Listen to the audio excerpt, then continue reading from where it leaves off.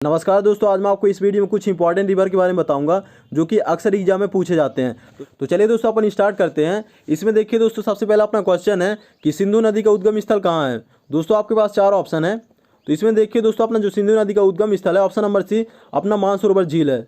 दोस्तों जो सिंधु नदी है यह तिब्बत के मानसरोवर झील से निकलती है और चीन से निकलकर भारत में एंटर करती है और भारत से होते हुए यह पाकिस्तान में जाती है और लास्ट में यह अरब सागर में गिर जाती है। और भारत का दोस्तों अपना जो लेह शहर है इसके दाएं तट पर स्थित है। इसके बाद देखिए दोस्तों, अपना जो अगला क्वेश्चन है, अपना गंगा नदी का उद्गम स्थल कहाँ पर है।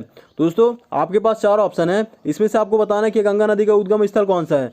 तो दोस्तों इसका जो सही ऑप्शन है अपना ऑप्शन नंबर सी, गंगा नदी का उद्गम स्थल अपना गंगोत्री ग्लेशियर है। गंगोत्री ग्लेशियर दोस्तों अपना उत्तराखंड में है और उत्तराखंड की राजधानी दोस्तों अपनी देहरादून है। आपको पता होगा दोस्तों, गंगा नदी को भारत की सबसे लंबी नदी कहा जाता है। इसकी टोटल लेंथ 2525 किलोमीटर है।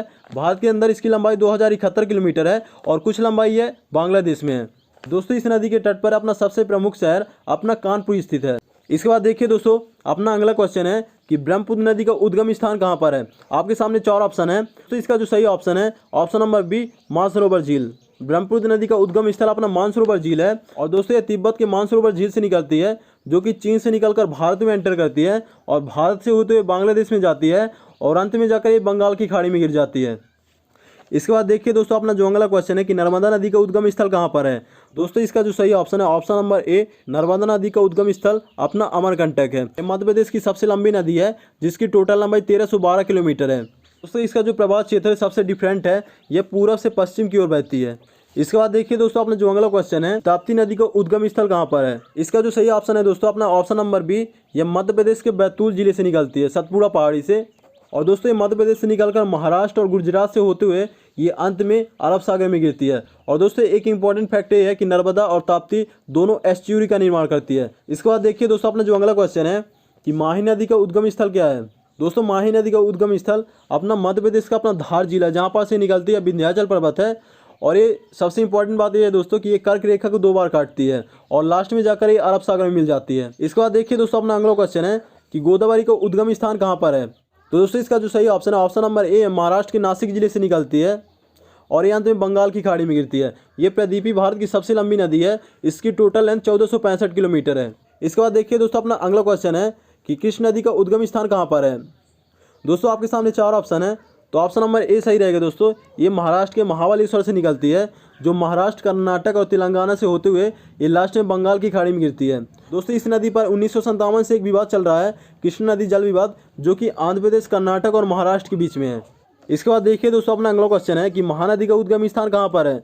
दोस्तों महानदी का उद्गम स्थल यह छत्तीसगढ़ के रायपुर शहर के सिहावा पहाड़ी से निकलती है और ये दोस्तों छत्तीसगढ़ उड़ीसा की प्रमुख नदी है और अंत में बंगाल की खाड़ी में गिरती है। इसके बाद देखिए दोस्तों, अपना अगला क्वेश्चन है कि कावेरी नदी का उद्गम स्थान कहाँ पर है। आपके सामने 4 ऑप्शन है।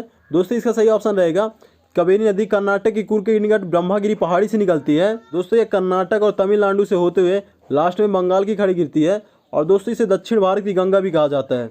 इसके बाद देखिए दोस्तों, अपना अगला क्वेश्चन है कि स्वर्ण रेखा का उद्गम स्थान कहाँ पर है। दोस्तों आपके सामने 4 ऑप्शन है। दोस्तों इसका सही ऑप्शन रहेगा ऑप्शन नंबर ए।